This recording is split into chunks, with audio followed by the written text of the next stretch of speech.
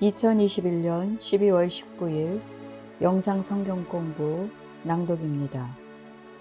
성경, 하나님의 영에 감동된 기록. 디모데후서 3장 13절에서 17절 말씀입니다. 악한 사람들과 속이는 자들은 더욱 악하여져서 속이기도 하고 속기도 하나니, 그러나 너는 배우고 확신한 일에 거하라.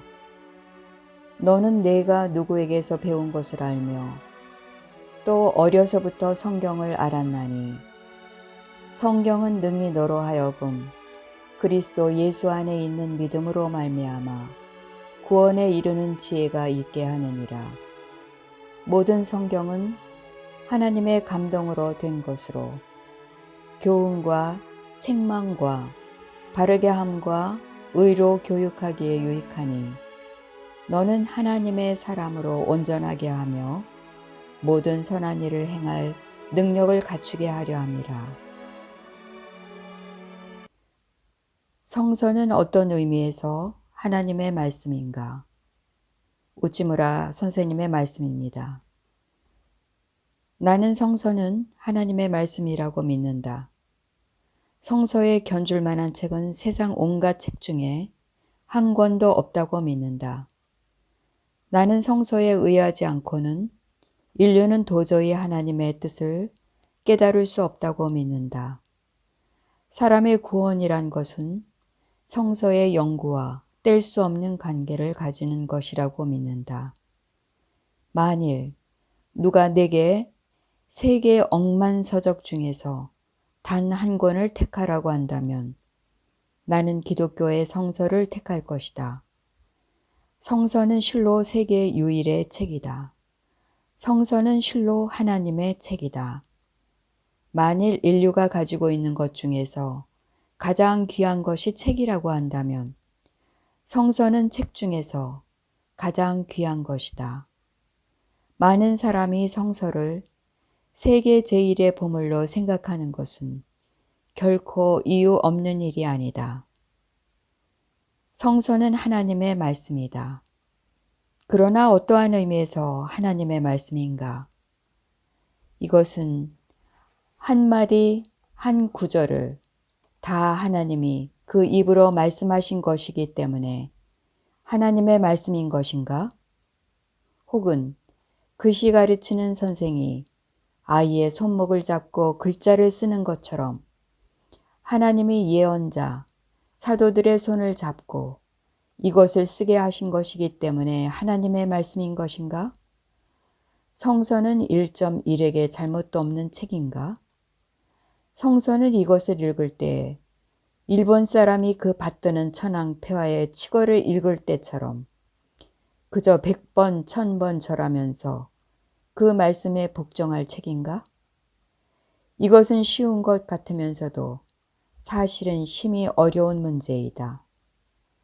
성서는 하나님의 책이라는 데 대해서는 조금 주의하여 이 책을 연구한 사람으로서는 누구나 의심하지 않는 바이지만, 그러나 어떤 의미에서 하나님의 말씀인지는 결코 쉬운 문제가 아니다.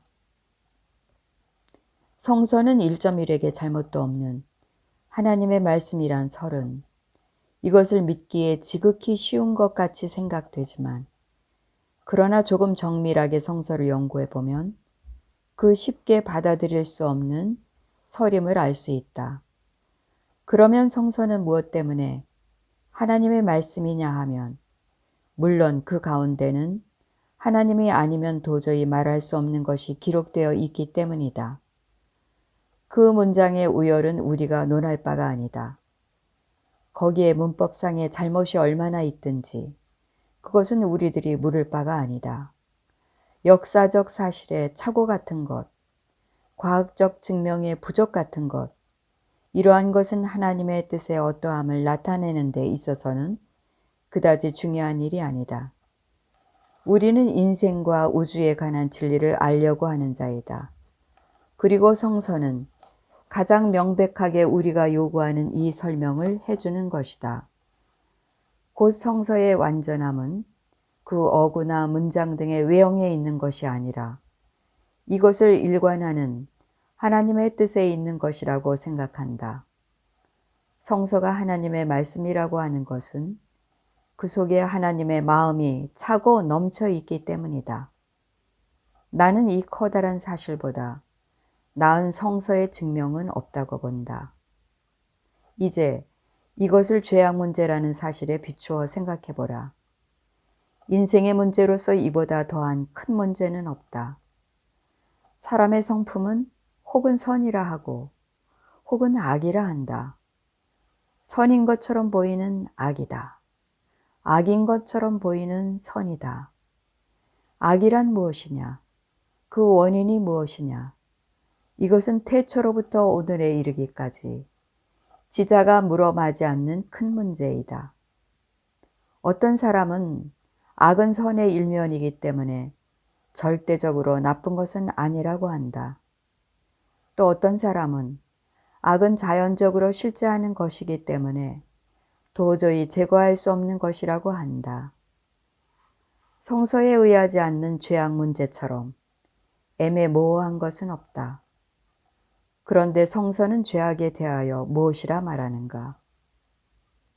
성서는 악은 자유의사를 받은 인류가 임의적으로 그 창조주인 하나님을 떠난 일이라고 말한다. 심히 간단한 말이긴 하지만 그 속에 심원하여 측량할 수 없는 것이 있다. 우리는 성서의 이 말을 듣고 비로소 죄악의 깊은 뿌리를 깨달을 수가 있는 것이다.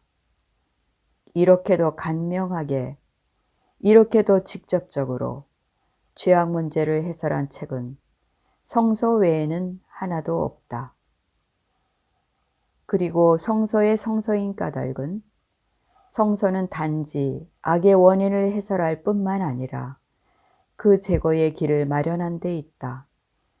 성서는 완전한 죄의 소멸법을 마련했다. 더구나 성서는 세상 재래의 소멸법은 말하지 않는다. 성서는 죄의 소멸법으로서 은둔, 금욕의 방법을 비웃는다. 또 성서는 기탄 없이 속죄법으로서 자선의 무효를 말한다. 성서는 대담하고도 명백하게 죄악은 사람의 힘으로서는 제거할 수 없는 것임을 말한다. 성서는 어떤 점으로 보면 심히 무자비한 책이다. 우리의 죄악을 사정없이 폭로하여 이것을 공격하면서 세상에 이것을 고칠 방법은 없다고 선언하는 것이다. 성서는 한때는 사람을 실망에 떨어지게 하는 것이다. 그러나 실망의 밑바닥에 확실한 희망을 마련하는 것이다. 성서는 하나님 자신의 속죄의 죽음으로써 하는 죄의 사면을 전한다.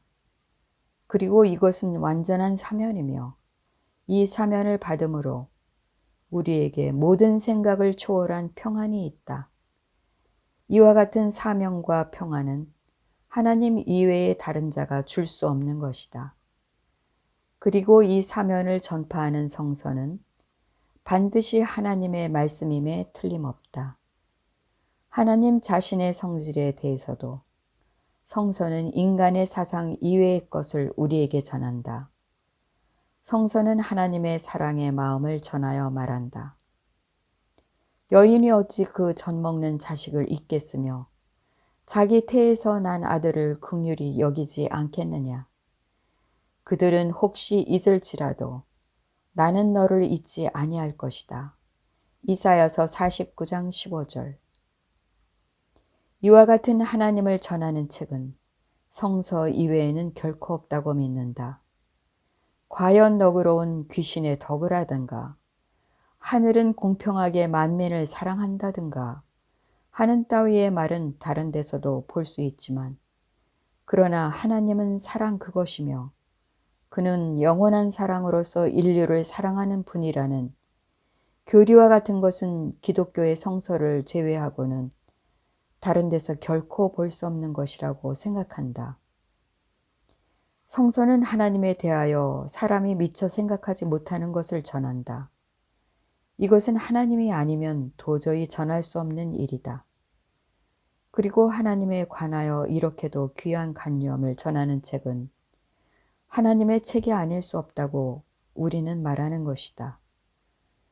또 육신의 부활에 관하여, 만물의 부흥에 관하여, 영원한 생애에 관하여 성서가 우리에게 전하는 사실은 다 사람의 지혜 이상, 사람의 추측 이상의 것이다. 우리는 이러한 사실을 듣고 그저 놀랄 뿐이다. 그 도리에 어긋나는 것이 아님은 다른 데 이와 유사한 현상이 있음으로써 알 수 있다. 하나님은 결코 무리를 우리에게 강요하시지 않는다. 하나님은 그의 도움이 없이는 인류가 제 스스로 도달할 수 없는 진리를 성서에 나타난 특별한 계시로서 우리에게 전하시는 것이다. 무디는 일찍이 말했다. 나는 성서가 하나님의 영감으로 말미암아 이루어진 책임을 안다. 그것은 내가 이로 말미암아 하나님의 영감을 받을 수 있기 때문이다라고. 성서가 하나님의 말씀인 실증은 우리를 영화하는 비상한 능력에 있다. 어떻게 기록된 책인가 하는 것은 전혀 별 문제로 하고 성서만이 진정한 크리스천을 만들고 성서만이 사람을 사람 이상의 것이 되게 하는 것임은 참으로 의심 없는 일이다. 이것을 하나님의 말씀이라 하지 않으면 무엇이라 할 것인가? 물론 이렇게 귀하고 이렇게 초인간적인 진리를 전하는 책이기 때문에 그 문장의 고결함과 그 사유의 심원함은 말할 것도 없다. 또 하나님과 영혼에 대하여 말하는 책이기 때문에 가장 진실한 책임에 틀림없다. 따라서 베끼는 과정에서 오자나 역사적 및 과학성의 잘못도 다른 고서에 비교해 보아 상상외로 심히 적은 것임에 틀림없다. 마음이 깨끗한 사람은 진리를 보는데 날카로운 눈을 지닌 사람이기 때문에 하나님으로 말미암아 마음이 깨끗해진 성서 기자가 그들의 시대에 어울리지 않는 과학적 지식을 갖추고 있은 것은 결코 의심할 수 없다. 그러나 그렇다고 하여 성서는 역사적으로 또 과학적으로 틀림이 없는 책이라고는 말할 수 없다. 그 확실히 틀림이 없는 점은 그 하나님과 우주와 인생에 관하여 전하는 교훈에 있는 것이다. 다음은 해설자의 정리입니다. 성서주일과 관련해서 근세 이후 특히 촉진된 우리를 비롯한 세계 여러 민족들에 대한 성경 보급과 성경의 중요성에 대해서 생각했는데 중요성에 대해 위에서 읽은 두 분의 글은 주로 성경은 어떠한 책인가 하는 그 특성에 대해 말씀했습니다. 곧 신구약 전체는 인간 구원을 위한 하나님의 뜻을 전한 책으로 규정하고 그런 의미에서 성경은 다른 모든 책들과 그 중요성에 있어 비교가 불가능한 실로 책 중의 책이요 인류에게 주어진 유일한 책임을 강조했습니다. 한편 오늘 생각한 디모데후서 3장 13절에서 17절은 바울이 자신의 전도로 세워진 에베소 교회를 이어받아 사역하고 있던 디모데에게 받은 바 신앙에 굳게 서서 에베소의 부도덕, 악을 멀리하도록 권면함에 있어 역시 성경의 특성을 강조하는 말씀이었습니다. 성경이 다른 모든 책들과 달리 인간에게 결정적으로 중요한 것은 하나님의 감동으로 된 책이라는 점이었습니다. 하나님의 감동이란 다른 말로 하면 하나님이 인간에게 주시는 메시지라는 의미입니다. 그러므로 인간이 하나님 앞에 그 창조에 합당한 존재, 곧 하나님의 사람, 믿음의 사람으로 서기 위해서는 인간을 위해 하나님의 감동으로 기록된 성경의 토대함으로써 가능하다는 것이었습니다. 웨스트코드라는 유명한 성서 주석자의 성경에 임하는 자세를 인용하고 마치겠습니다. 우리는 그 영감받은 말씀을 순전한 심령으로 읽어야 한다. 아무도 그가 영과 육이 성스럽게 되지 않으면 하나님의 말씀을 귀담을 수 없으며 아무도 더러운 옷을 입고는 이 잔치에 들어갈 수 없기 때문이다. 하나님의 말씀을 배우는 사람은 자신을 하나님의 가르침 아래 놓아야 한다. 그러한 사람은 탐구하고 토론하고 검토함으로써 그 의미를 추구해야 한다. 그리고 가장 중요한 것은 기도로 그 의미를 찾아야 한다. 기도는 신성한 것들을 이해하는데 가장 필수적인 자격이다. 만일 그렇다면 우리가 인내와 기도와 믿음으로 성경을 읽는다면, 만일 우리가 선지자와 사도나 성도와 천사와 같이 더 온전한 지식을 얻으려고 애쓰면서도 어떤 것들에는 부분적으로만 아는 것으로 만족한다면 선지자들이나 사도들, 성도들과 천사들까지도 모든 것을 깨닫지는 못했던 것이다. 우리의 모래 참음은 보상을 받을 것이며 우리의 기도는 응답을 받을 것이고 우리의 믿음은 증대될 것이다. 그러므로 우리가 이해하지 못하는 성경 구절들을 읽을 때 낙심하지 말고 그것은 오직 차츰 우리의 믿음을 따라 깨닫게 하자. 모든 성경은 하나님의 감동으로 되었기 때문에 믿음에 의해서 우리는 성경이 유익하다는 것을 믿게 되는 것이다.